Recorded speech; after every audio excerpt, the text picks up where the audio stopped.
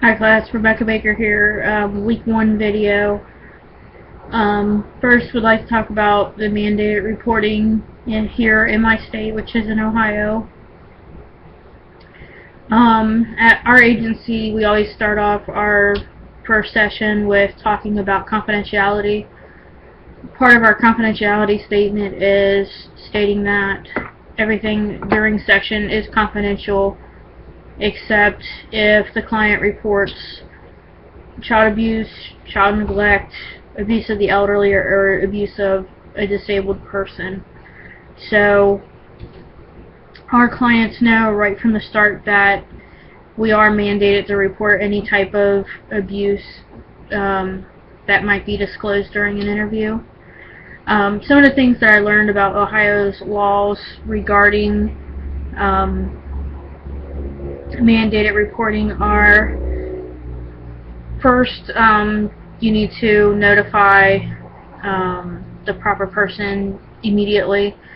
So that would be either CPS, Child Protective Services, a police officer, and you must do this by phone or in person.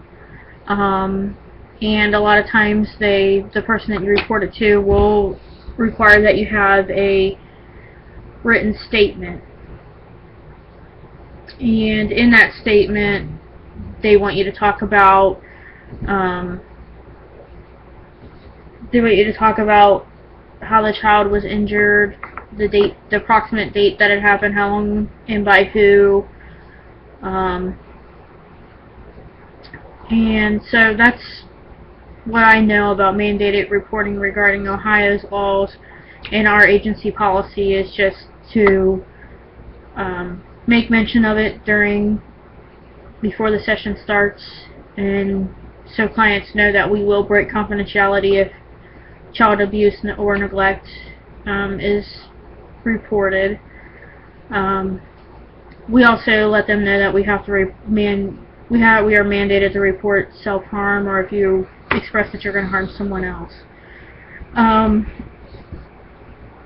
So what's been going on with my internship is I have had several new clients since last semester ended.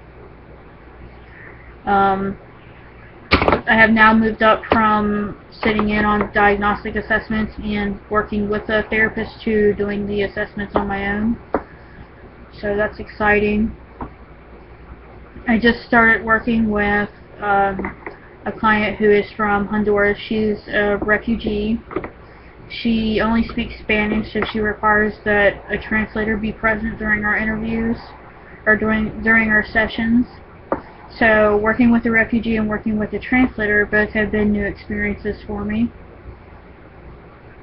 I feel like that case is going well. She's scheduled to meet with me one more time before she's transferred to another agency which provides services specifically focused on trauma. I kind of have my own caseload because I'm doing all the diagnostic intakes on my own, so I'm able to build rapport with clients, build coping plans and treatment plans for clients, and then transfer them to a therapist.